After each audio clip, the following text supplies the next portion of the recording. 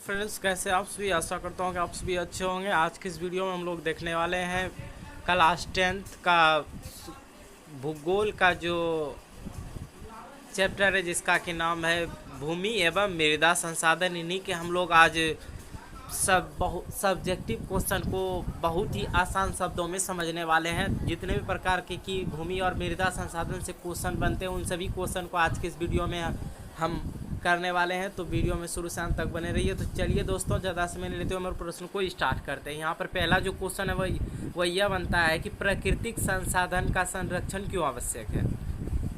प्राकृतिक संसाधनों का संरक्षण क्यों आवश्यक है, इसका उत्तर क्या लिखेंगे हम लोग। तो पृथ्वी पर कोयला, पेट्रोल जैसे अनेक महत्वपूर्ण अनवीकरणीय संसाधन है जो एक बार उपयोग होने के बाद दोबारा उपयोग में नहीं आते हैं। कोयला, पेट्रोल जो ऐसे संसाधन जो कि एक बार उपयोग होने के बाद दोबारा उपयोग में नहीं आते हैं। विकास की गाड़ी को लगातार जारी रखने के लिए इन संसाधनों का विवेकपूर्ण उपयोग आवश्यक है, यानी बुद्धिपूर्वक उपयोग करना आवश्यक है, नहीं तो इनकी प्राप्ति असंभव हो जाएगी। इसलिए संसाधन का संरक्षण क्या है, जरूरी है। तो आप लोग का क्लियर हो गया होगा संसाधन संरक्षण क्यों आवश्यक है। तो समझ गए होंगे कि एक बार उपयोग में होने के बाद दोबारा उपयोग में नहीं आते हैं। विकास की गाड़ी को लगातार जारी रखने के लिए इन संसाधनों का बुद्धिपूर्वक उपयोग करना क्या है, आवश्यक है, नहीं तो इनकी प्राप्ति असंभव हो जाएगी। इसलिए संसाधन का संरक्षण क्या है, जरूरी है। चलिए अगला क्वेश्चन हम लोग पढ़ लेते हैं। अगला जो यहाँ पर क्वेश्चन बनता है इस चैप्टर से वो यह है कि जलोढ़ मिट्टी के विस्तार वाले राज्य के नाम बताएं। इन मृदा में कौन कौन सी फसलें लगाई जा सकती है। 2018 के एग्जाम में यह क्वेश्चन जो है पूछा गया है दोस्तों। अगला जो क्वेश्चन यहाँ पर है वो यही है। तो इसका उत्तर किस तरह से होगा, देखिए। तो जलोढ़ मिट्टी मुख्य रूप से बिहार, आंध्र प्रदेश, पश्चिम बंगाल, उत्तराखंड, पंजाब, हरियाणा राज्य में मिलता है। से आपको लिख देना है जलोढ़ मिट्टी का विस्तार कहाँ कहाँ है। तो बिहार, आंध्र प्रदेश, पश्चिम बंगाल, उत्तराखंड, पंजाब, हरियाणा राज्य में मिलती है। इस मिट्टी में मुख्य रूप से चावल, जूट, तंबाकू, गेहूं, गन्ना फसलें होती है। इस तरह से आपको इसका उत्तर दे देना, आपको 2 नंबर इसमें मिल जाएंगे।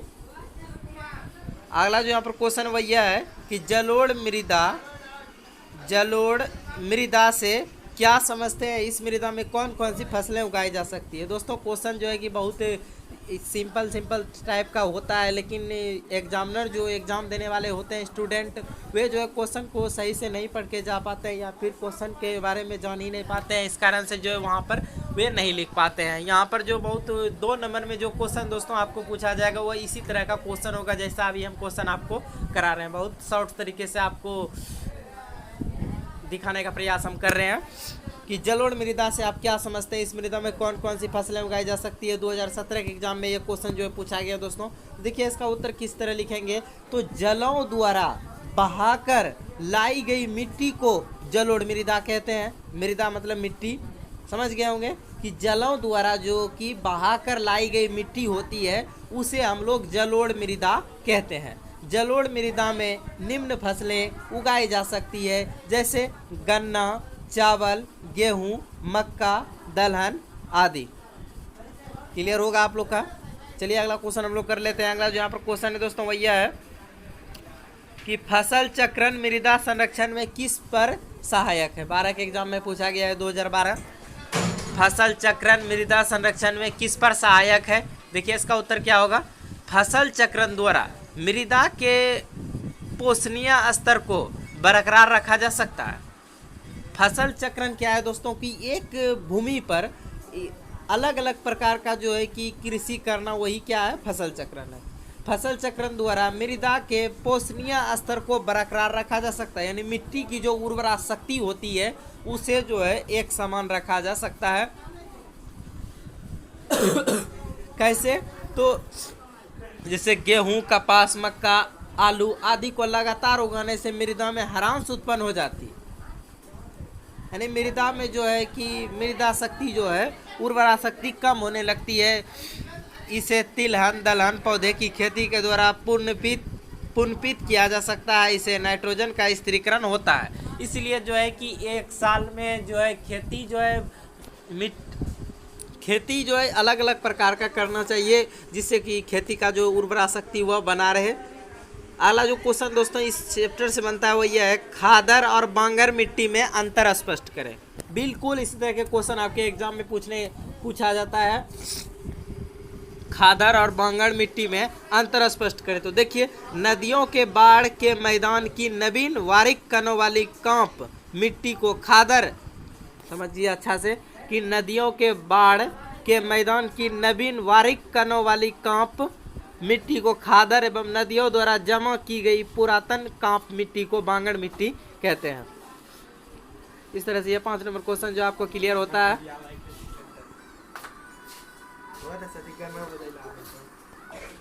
चलिए अगला क्वेश्चन हम लोग कर लेते हैं। यहाँ पर अगला जो क्वेश्चन वो ये इस चैप्टर से बनता हुआ है, भू क्षरण के क्षेत्र लिखिए। भूमि के क्षरण के क्षेत्र लिखिए। तो इसका उत्तर हो जाएगा, भारत के मध्य प्रदेश में चंबल नदी की द्रोणी, उत्तर प्रदेश में आगरा, इटावा और जालौन जिलों में, तमिलनाडु के दक्षिण व उत्तरी आरकांड, कन्याकुमारी, तिरुपल्ली, सलेम और कोयम्बटूर जिले में भू क्षरण क्षेत्र अधिक है, भूकंप के क्षेत्र। अगला जो क्वेश्चन वह यह है,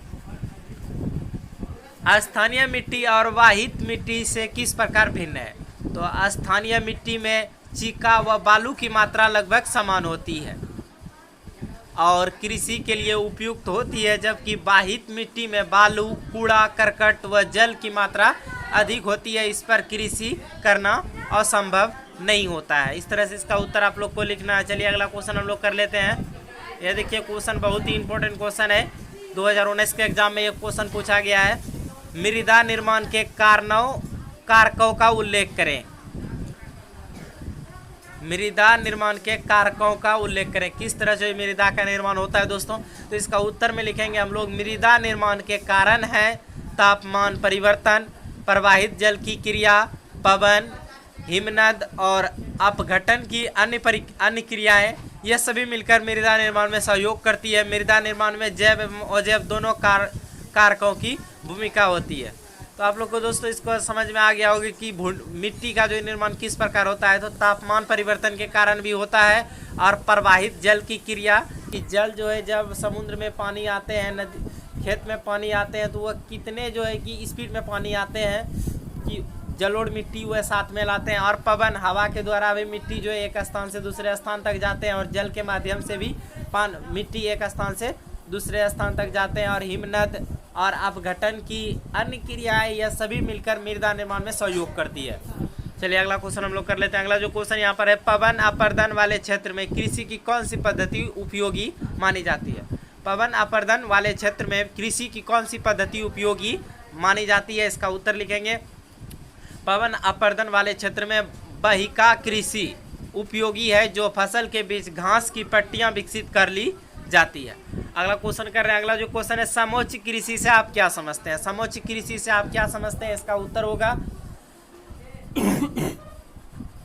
पहाड़ी या पर्वतीय भागों में समोच्च जुताई द्वारा कृषि होती है। पहाड़ी या पर्वतीय भागों में, जो कि पहाड़ पे खेती होता है और पर्वत पे जो भागों में समोच्च जुताई द्वारा कृषि होती है, ताकि इसके द्वारा मृदा अपर्दन को रोका जा सकता है।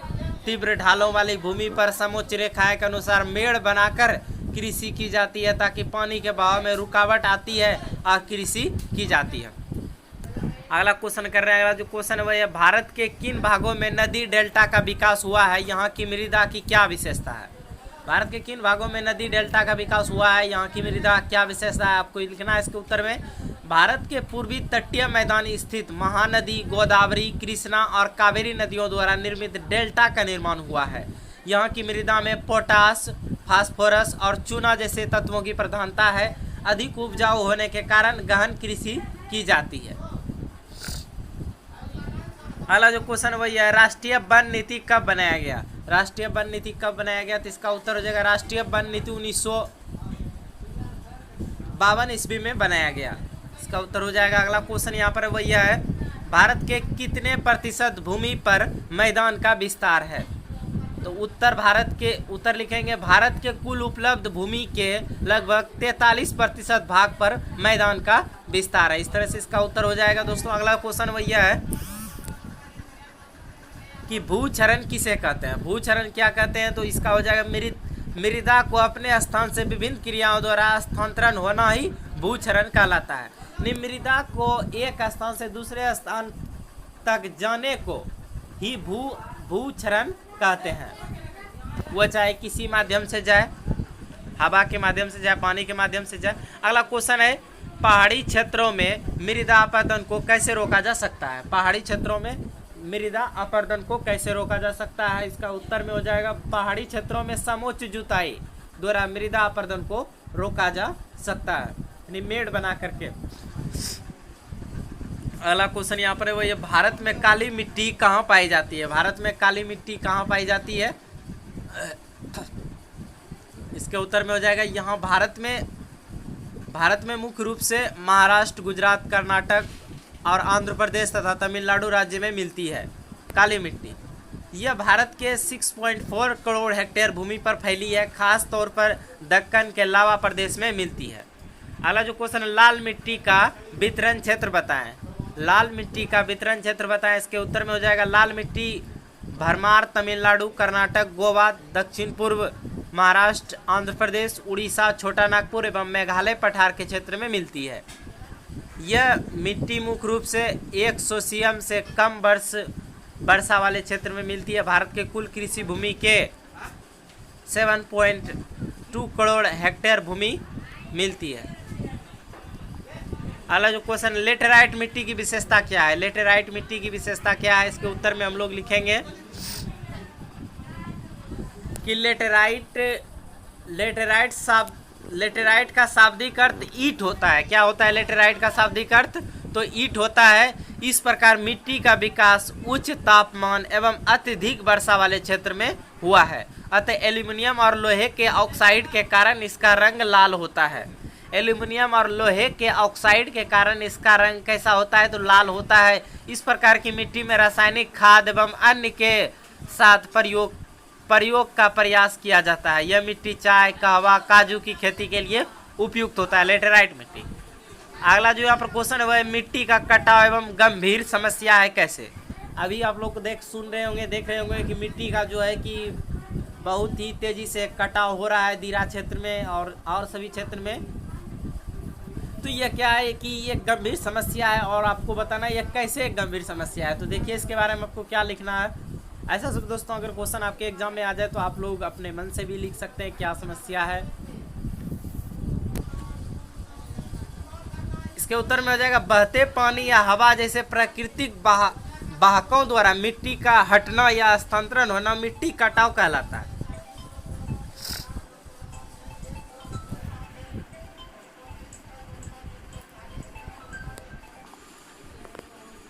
तो देखिए किस तरह से लिखेंगे बहते पानी या हवा।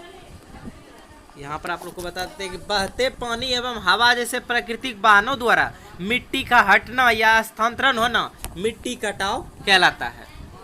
कि बहते पानी और हवा के द्वारा जो है कि मिट्टी एक स्थान से दूसरे स्थान तक जो जाते हैं उसी को हम लोग मिट्टी कटाव कहते हैं।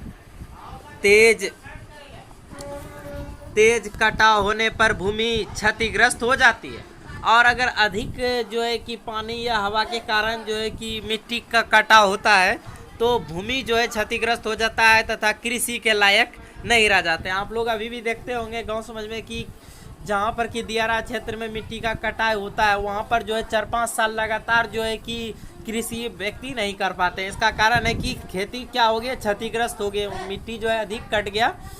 इसके कारण अब उसको ऊपर होने में जो है बहुत समय लगेंगे। पानी और हवा जैसे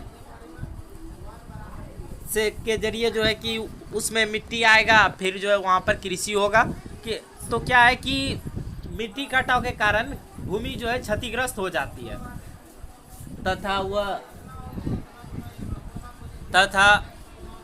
वह कृषि के लायक नहीं रह जाता है। मध्य प्रदेश, उत्तर प्रदेश, राजस्थान, गुजरात, छत्तीसगढ़ एवं झारखंड की लगभग 40 लाख हेक्टेयर भूमि कटाव से ग्रसित है। चलिए अगला क्वेश्चन हम लोग कर लेते हैं। अगला जो 20 नंबर प्रश्न है हमारा वो यह है भूमि ह्रास को रोकने के लिए 5 प्रमुख सुझाव दीजिए। कि भूमि ह्रास को रोकने के लिए क्या उपाय हैं। तो भूमि क्षेत्र में ह्रास के कई कारण हैं जिसे रोकने के लिए 5 प्रमुख उपाय या सुझाव हैं। पर्वतीय क्षेत्र में सीढ़ीनुमा खेती बनाकर खेती करना चाहिए। दूसरा है मरुस्थल के सीमावर्ती क्षेत्र में झाड़ियों को लगाना। पशुचरण व वन कटाव पर प्रतिबंध लगाना, क्योंकि जो है कि वन सब जो होते हैं वह मिट्टी को पकड़ कर रखते हैं। अगला है चौथा है जो वह है काटे गए वन के स्थान पर जंगल लगाना। और 5वां है मैदानी क्षेत्र में बेकार पड़ी भूमि पर वृक्षारोपण करना। कि मैदानी क्षेत्र में जो कि बेकार पड़ी हुई भूमि है, जहाँ पर कि कोई किसी भी प्रकार का कृषि नहीं की जाती है, वहाँ पर वृक्षारोपण करना। अगला क्वेश्चन यहाँ पर वो यह है, मृदा अपरदन की परिभाषा दें। मृदा अपरदन रोकने में सहायक 3 उपायों का उल्लेख करें। यह क्वेश्चन जो आपको 3 नंबर 5 नंबर में यह क्वेश्चन पूछा जा सकता है। 3 नंबर में प्राकृतिक अथवा मानवीय कारणों से मिट्टी का अपने मूल स्थान से हटना या मिट्टी की उपजाऊ परत के कटाव एवं बहाव की प्रक्रिया को मृदा अपरदन कहा जाता है। मिट्टी का एक स्थान से दूसरे स्थान तक जाना वही क्या है, अपरदन है।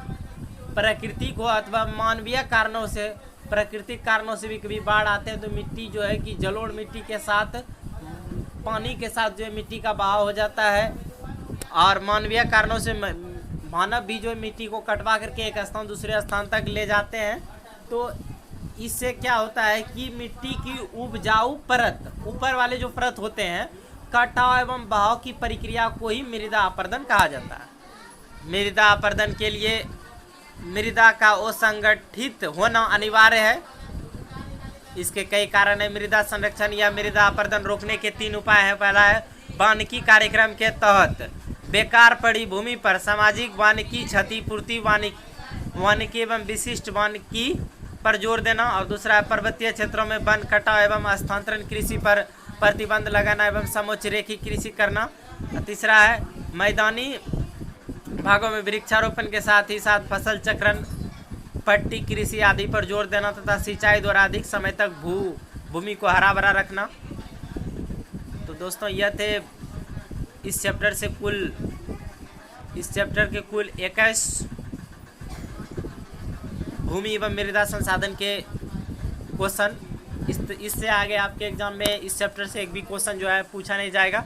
तो अगर वीडियो अच्छा लगा तो वीडियो को लाइक कीजिए। और इसका अगर आप लोग ऑब्जेक्टिव क्वेश्चन नहीं दिए हैं MyQ टेस्ट, तो हमारे चैनल के प्लेलिस्ट में जाके दे सकते हैं। बहुत ही कम शब्दों में हम जो है बहुत सारा क्वेश्चन कराए हैं, उसको जाके जरूर देखें। मिलते हैं इस तरह अगले वीडियो में, तब तक के लिए जय हिंद जय भारत।